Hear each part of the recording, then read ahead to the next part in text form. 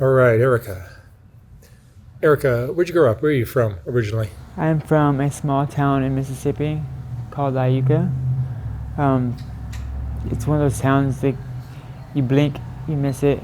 Literally driving across Interstate 72. It's a one-horse town. Tell me about your family. Um, I grew up with a pretty decent family. Like my mom died when I was 11, and I moved in with her sister um, at that time because my dad was a crackhead. He also had issues with um, running a porn ring in the next county over. I'm from a conservative state. I mean, so mind you, it's watching porn is damn near illegal. You can't even buy beer where I'm from. So I mean, running a porn ring in a hotel next door is not something that was looked too highly upon. So you can imagine. This is as my mom died. So my mom just died when he got arrested. So going to school in fifth grade wasn't very easy for me or my sisters. So um, yeah, And the abuse. um, not from my family. Not from my family. No. It was I abused myself a lot. I started cutting myself around that time, but um, no abuse from my family. I well, I I had sex when I was like 12 years old for crack with my dad's friend.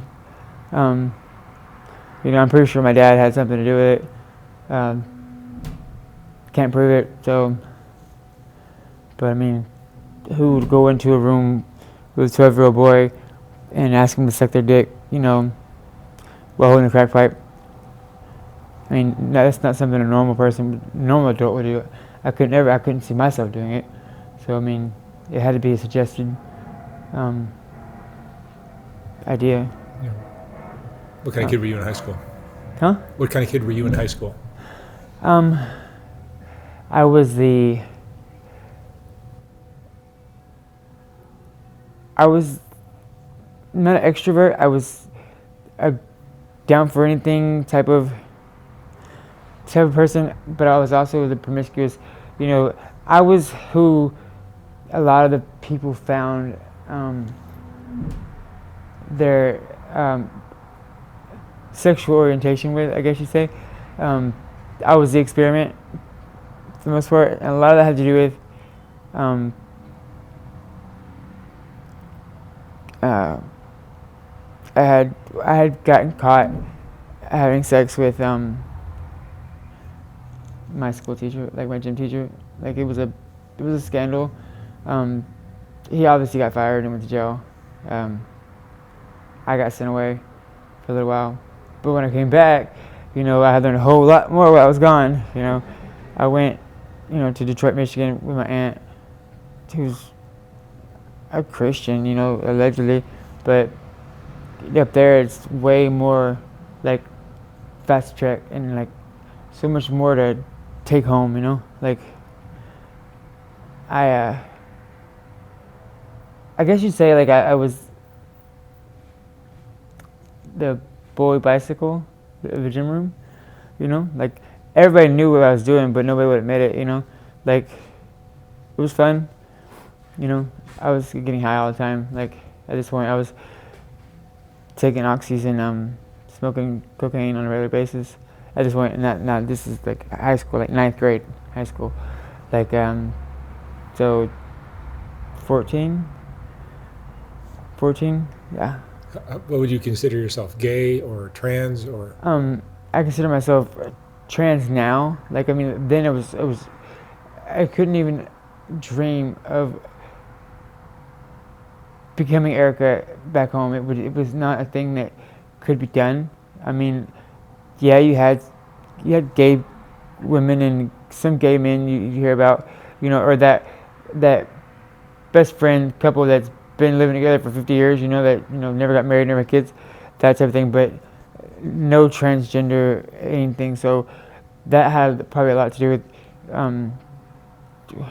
why I ran away, and then that's when the real like terror began. So I'm a boy at this point. I'm a corn-fed white boy. I still had to work the farm. I still had to, play the sports. I mean, I was still a straight acting, straight appearing, masculine teenage boy. I mean, a really good-looking masculine teenage boy. I might add, like I would fuck me if I was me. That's saying a lot. But like I guess when it came out to the adults and the propriety of my town, if you want to call it, like Amos Bates and this fucking hypocritical bullshit,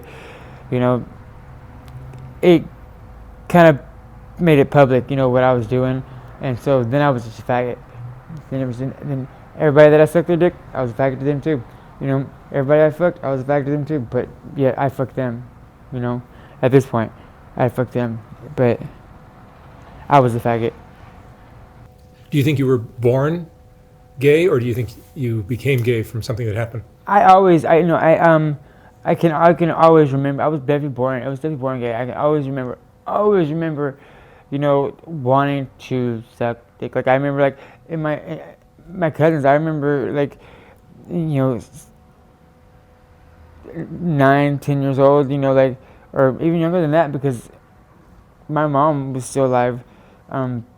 Going into my cousin's closet, like under the covers and sucking their dicks, like, I mean, I remember that. I remember the smell. I remember, because it smelled like old sleeping bags. Because this is what we would cover ourselves up with, old sleeping bags. Like, I don't know if you've ever smelled like taking a sleeping bag out of the closet after it's been there for all winter or whatever, and it just smells like old camping gear. So I remember it very vividly. So I know are these good memories for you or traumatic? Oh, very good memories. I remember like I use those memories to masturbate. Like I remember like to get myself off. Like without getting myself off. They were very they were good memories. They were good memories. I didn't have ugly cousins.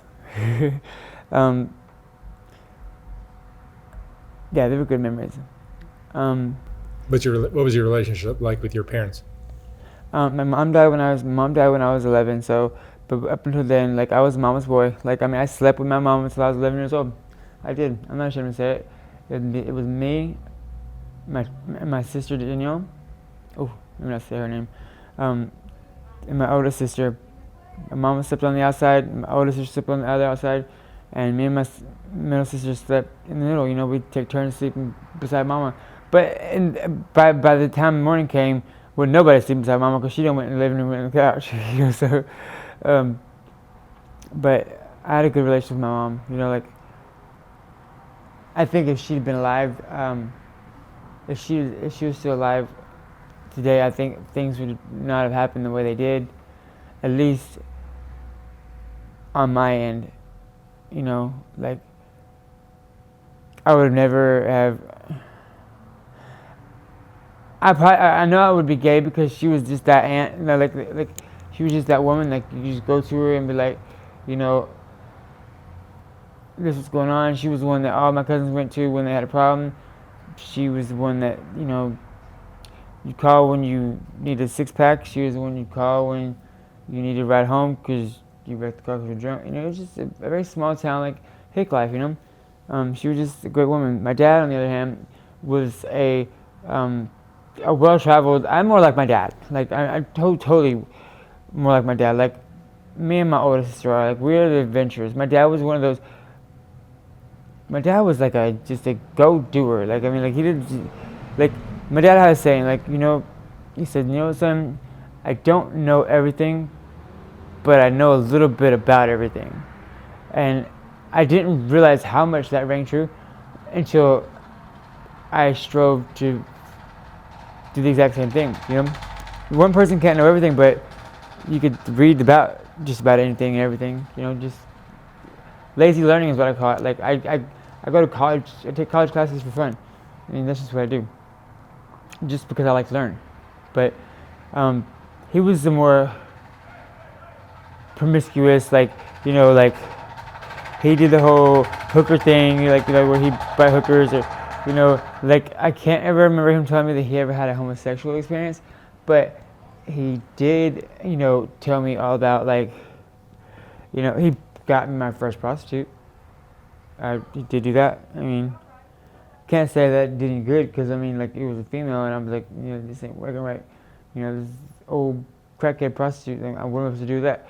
I'd rather have sex with my friend right here, that was with me, and I did. I took my friend. The crackhead got paid for free, for nothing, but, in the end, like, my dad, like, made up, he atoned for everything before he died. He did. He made up for everything that you could think that he did was wrong. I can't say that what my dad did was wrong because, or I can't say that everything my dad did was wrong because I don't know. I don't know what he was thinking at the time. I can say that I wouldn't have done things the same way that he did them, but who am I? I'm just one person. I mean, he had a lot of followers on what was that? You Got Mail? that wasn't that one. He had AOL. Yeah, he had a lot of friends on that. So, I mean, like, the porn ring thing. I mean, I'm not sure if it had to do with kids or anything like that. I didn't get to read into it too much because it was something that was kept away from us. But when the sheriff of my town, like, put me on blast, I really started, like, doing drugs hardcore. I started slamming dope at that point, and just didn't give a fuck, like, didn't care, just didn't want to live. So, I mean, like, who cares? Like, I mean, like, like, I didn't want to go to church, so I fucking took off one night. I went to the Interstate 72, hitched a ride to Interstate 65, I-565, and made it down to Interstate 10. And, like, mind you, like, I had never been, like, I went to Florida with my family for vacations, but I never been anywhere by myself ever. Like, except when I went to my aunt's in Detroit. But even then, like, I was picked up at the airport and dropped off at the airport. Like, I never went anywhere of my own accord, like, just to go do it. But I ran away. I did. And I got as far as Dothan, Alabama. I don't know if you're familiar with the South, but Dothan, Alabama, like, it's an old town, Alabama, off Interstate 10, just off Interstate 10. Enterprise, I think, is where the 10 picks up. That's where I got, and I'm at a pilot truck stop, and I don't know if you know, it's the one with the little boy on the, I think it was Pilot. I'm pretty sure it was Pilot. No, yeah, it was Pilot, because it had a little boy on the sign, and instead of Pilot sign, and I met this truck driver. He looked like he would fool a freaking a Baptist preacher, because, I mean, this man looked like Grandpa Walton. I mean, you could not tell me this man wasn't somebody's grandpa. You couldn't tell me this guy would fool Jesus. I mean, literally. He made me feel like, like he wanted to help me, like genuinely wanted to help me. And me, like a dumb, naive little punk, I told him what I'd done, by running away. And no, nobody knew where I was at. And no, my sister doesn't know I'm coming. But she'll be surprised when I get there. And then he was all too willing to help me get there, and I didn't think anything of it. Like, I mean, I just really felt like I had got a break, and someone wanted to help me for a change, And he helped himself is what he did. Last thing I remember after that, he got me something to eat, and it was cold, so he got me some hot chocolate, and he got me, like, it was a pot pie, I'm pretty sure.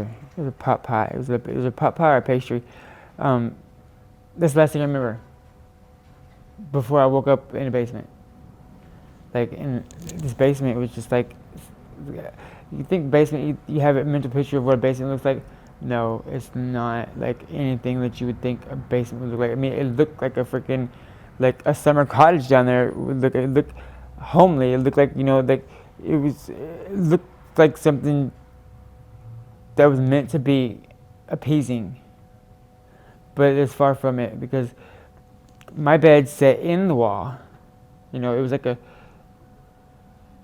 ultimately it was a bomb shelter, because like where the house sits, it sits right off the NAS Jacksonville Air Force Base right there, off what's the name of that street? I'll think of it in a second. 17 is the highway name, but it's just off the base. But he was keeping you there?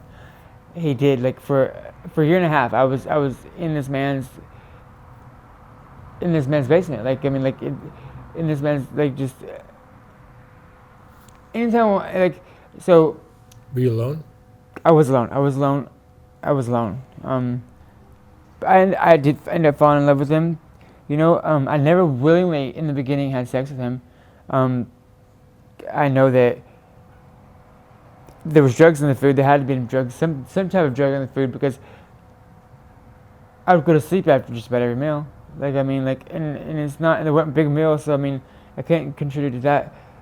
But I know that he fucked me when I was asleep. I know that. I mean, because at this point I wasn't on top. I mean, I was only a top. I wasn't ever bottom. I'd never been fucked before, like, at all. Like. But I knew that I'd been fucked when I woke up. Were there other people that he did this with? No, before me, yeah, there was. I don't know who they were. I don't know who. The names were never released in any of the reports, because like it was a whole nother. It was a different case. But there were other victims. I mean, it was easy to see that, like, like. When you're in somewhere by yourself and you have no way of keeping track of time, you find ways to do it. Like in prison, you do a check on the wall, you do a notch on the bed, and I would look around, and there was, like, you could just see the creativity of someone else's form of calendar. Like the notches in the bedpost, or not the bedpost, because the bedpost is a wall.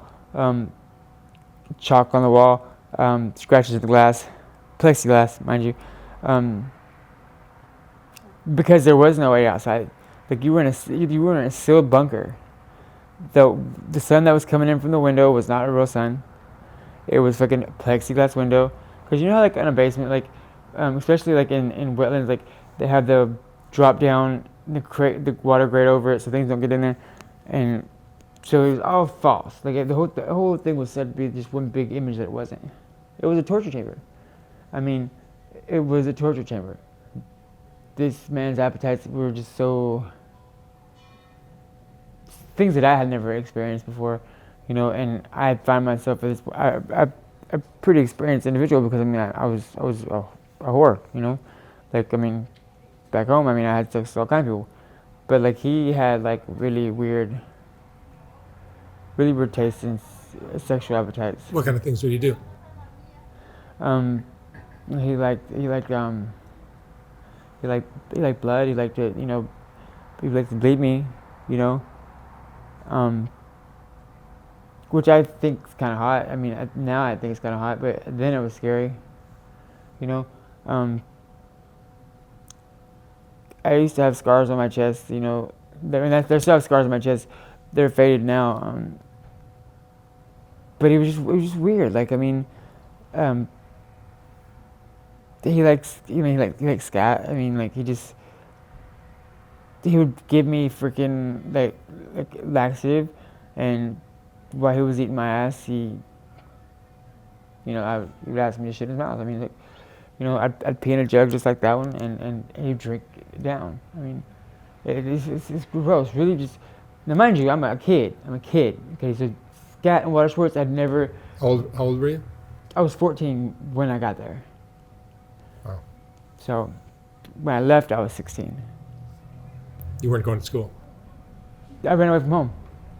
I ran away. So at this point, like, I mean, there is a what we call Amber Alerts. There was an Amber Alert with my name on it. You know.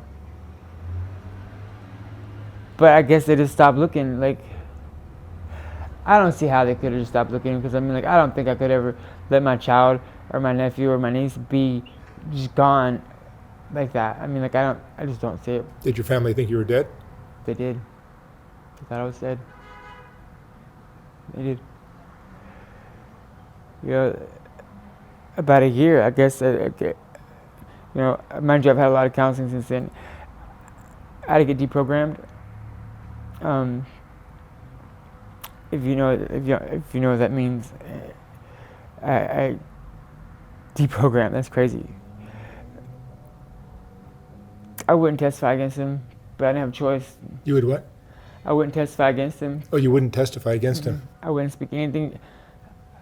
I didn't say anything bad about him. Why not? Because I loved him. I fell in love with him. I mean, like, later on I found out that there wasn't love.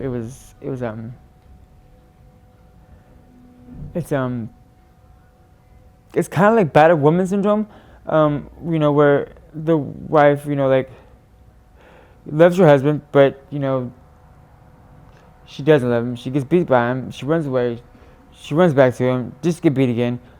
Something similar to that, but, like, on a different scale, I guess. Like, I mean, it's called Stockholm syndrome. How old was he? 68 when I met him, yeah. So, like, when... He was 68, you were 14? Yeah. So, mind you, like I said, he looked like Grandpa Walton, if you can put that image in your head. Grandpa Walton. I would never in my life ever sleep with anybody like that now. Like, I mean, like, could not. But over time, okay, so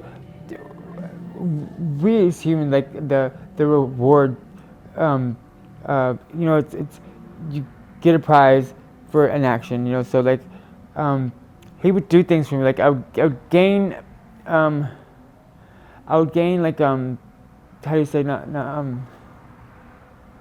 it was prizes. Like I eventually got to go upstairs, you know, like, to eat at the table. I eventually got to go into town, the farmer's market. Walked right beside him. Never thought of leaving inside. Never thought of leaving inside. Were there other? You think there were other young boys before you? Oh yeah, most definitely, absolutely. This man was so, like, he knew exactly what to do, when to do it, you know, when to give, when to take. I mean, he had it down to a science. So this is something that it was so methodical in the way. Like, now that I look back on it, because, like, I have a behavioral science degree, you know, in abnormal psychology and concentration and criminal deviancy. So that's what I wanted to know, why this was happening to me, why this happened to me, and why it happens to so many people. Every day it happens to millions of people, and it just goes unnoticed, because either they die or they die. That's it. There's no coming. I'm a statistic of like 2%. You know, there's no reason why I should have left that man's basement. By rights, I should have been dead. How did you leave? Well, okay, so I told you I ran away from my house in Mississippi to go to my sister's house in Florida, Jacksonville, Florida. Where did this happen? In Jacksonville, Florida. Jacksonville. Yeah. So, right off the Navy base. So my sister was in the Navy. So on the weekends I have farmers markets, I told you. We went out one weekend. Actually, no, it was the farmer market that weekend. It was the air show that we went to. But they had, like, the booths and things that you go shopping at, you know. So when I see my sister, like through the crowd, I see my sister, and she see me too. You know, we just, when our eyes locked, and just, like, I told him we gotta go. You know, and we left. But mind you, like, my sister's, like, way over there, and there's a whole bunch of people. Like, it's the Navy town, so there's hundreds of people, like, in between me and her. I'm not even sure how I saw her, but we did. He took me home, and like we had sex. I slept in the basement still. I still slept in the basement the whole time. I never not slept in the basement. I always slept in the basement. Whether I had sex in his room or whatever, I always went down to my room. I'd lock my door. I always was in the basement. I'm not sure why that was. Probably because, he, sleeping in the same bed for a night would probably be too much for him. I'm not sure, but I know that, what was it, almost 2 weeks went by. It was 13 days it went by, and I see my sister at the gas station on the corner. It's Wilson Drive, between 103rd and Blanding Boulevard, and I seen her at the gas station, and I don't know, I just couldn't, the whole time I'm a block and a half from her house, dude. The entire time. Really? I'm a block and a half from my sister's house. Wow. The entire time. She wants me to say, she called the cops, it was a federal case because I had crossed state lines. So it was a big ordeal, but essentially they let me go. I'm begging them to let me go. They let me go. Was it just a coincidence that your sister lived in Jacksonville, Florida, from Mississippi? That's where she was stationed. I mean, I'm not sure. I think because he's a truck driver, so and when I told him, I set my own trap. I told the man that nobody knew where I was at, that she didn't know I was coming, but that she was in the military and that she was in Jacksonville, and he obviously told me he lived in Jacksonville because that's where I was going, and he would gladly take me. I didn't know where my sister lived. I was going to call her when I got there. I couldn't tell him where she lives, and he didn't know where she lived either because I didn't know. That was a coincidence. That whole was a really ironic coincidence, but because Jacksonville is not no little city, it's the largest city landmass-wise in the United States. Not population-wise, but landmass-wise, it's the largest city in the United States. That's a lot of land. So this man eventually got caught? Oh, it was he got caught. So when they let me go, he was waiting for me. He was just I walked in the door, he was sitting at the table. My door, because my door was set, the basement was right behind where I sat and ate. So my door was open. He was in my seat, sitting in my chair, and he said, "I knew you'd come back. They always do." And I went downstairs, and for the first time in a long time, he locked me in the basement. He locked the door, and then that's when the marshals and everybody came in, and that's when the arrest was made. They followed me. They set me up for rape. He could have killed me. He could have easily killed me between the time of all that, because I had to sleep before they came. They didn't show up right away like Knight in Shining Armor. That's not how they work. That's not how they work. I even think he went out first, and then they came in. I'm pretty sure that he left and came back, and then they came in. Yeah, the feds are fucking fucked up. So yeah. Then eventually you came to L.A.? I did come to LA. Let's see, I was 19. How old are you now? 38. Wow. You've been here how long? Almost 20 years. Wow. Almost 20 years. That's a whole another. Where you've been living on the streets? I've been in prison for 13 years. Oh, really? Yeah. What was that for? Huh? What was that for? I have sales case. I've got attempted murder. I beat the attempted murder. It got dropped to a assault with deadly weapon with great bodily injury. That was for I almost killed this dude with a tire iron because he had my friend's kid held hostage with a dope sack. This guy was a known pedophile. He had AIDS. He was known to just give it to people, like just pass it out like it was candy. AIDS, I mean, HIV, I mean, because it was done to him, so he felt like he was done an injustice, and he thought that he was just gonna just take my nephew, because I mean, my friends' kids, man, they're like mine, they're especially the good ones, like fuck, like the bad ones, I love them just as much as I love the good ones, but the bad ones, they need their ass up a few more times before they get it. But I don't want any of them to have to go through what I went through to get it right. I still don't have it right, but nobody should have to go through what I went through. Not to learn a lesson, not just to learn, it's okay to go to school, it's okay to go to church, it's okay to do things.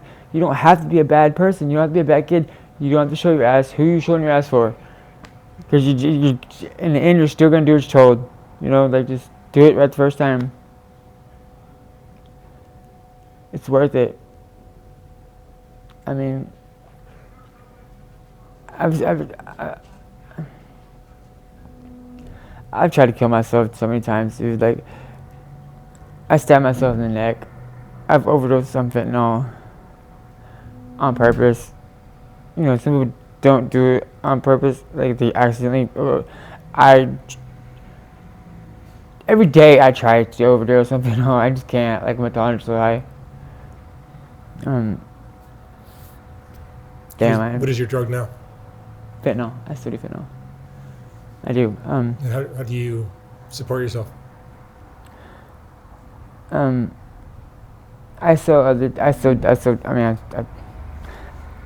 I prostitute. I'm not gonna lie. I shout out right now because I've been up for a few days, and I'm just going through it. My health isn't really good right now. I have AIDS. I've had it since 2009. No, I have never given anybody else HIV. I am very cautious with how and I let all my clients know. So there's no transparency 100% with me. Are you on medications that they give? Yeah, I take 2 retrovirals, antiretrovirals. I take Biktarvy, and I can't think of the name of the second one because I just started it. But I haven't been taking them. Just now started taking them right, dude. I've waited too long.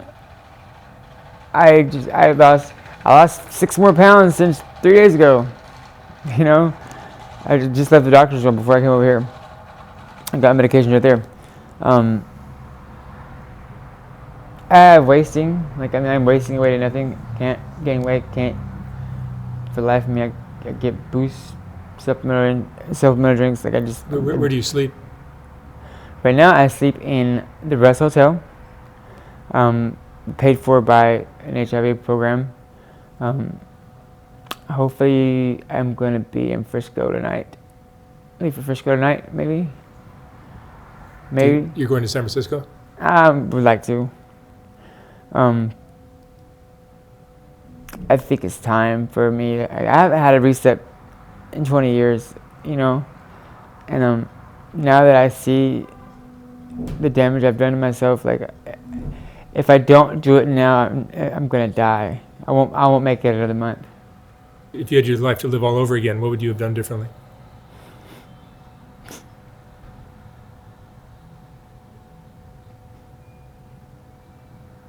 Go to church.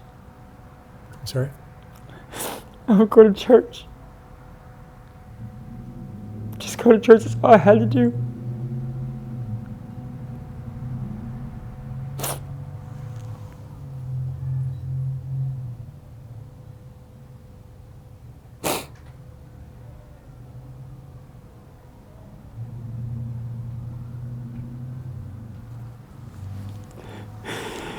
it doesn't pay.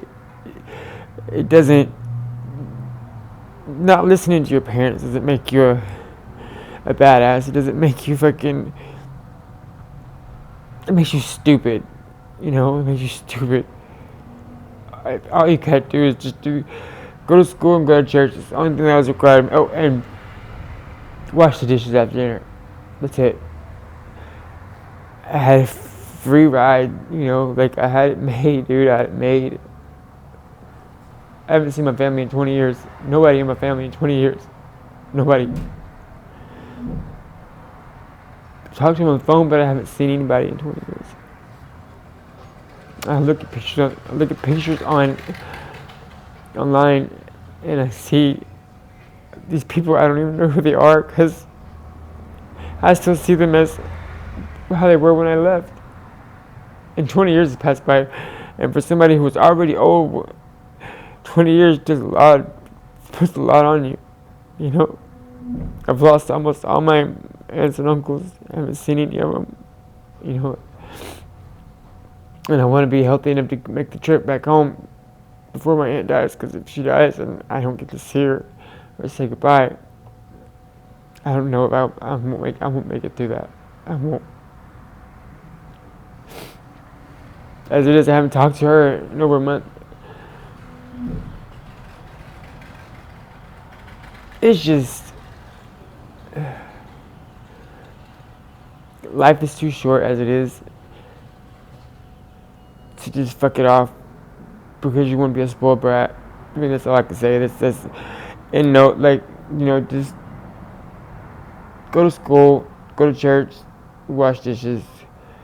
It may seem like fucking bullshit, meaningless task at the time, but I promise you, like, a little goes a long way.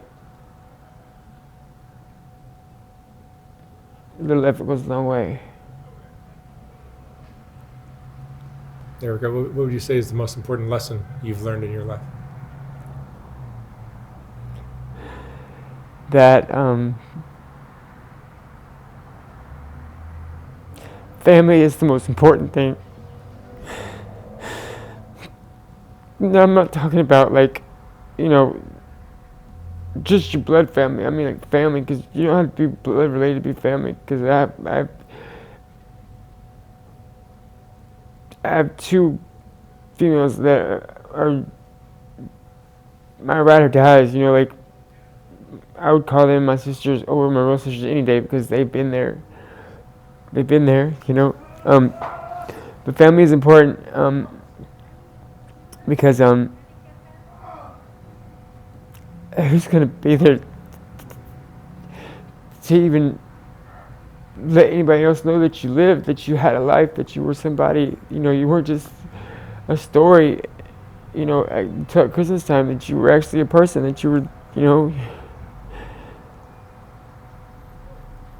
My street mother died a couple months ago. You know, she was an icon. She was an icon. She was a wonderful person. She was a soldier. She fought, you know, for gay rights. She fought for transgender. She fought tooth and nail. I mean, she bled. She bled, you know, for my people, and she got fucking 45 days in a county icebox looking like fucking something out of a Tarzan movie. You know,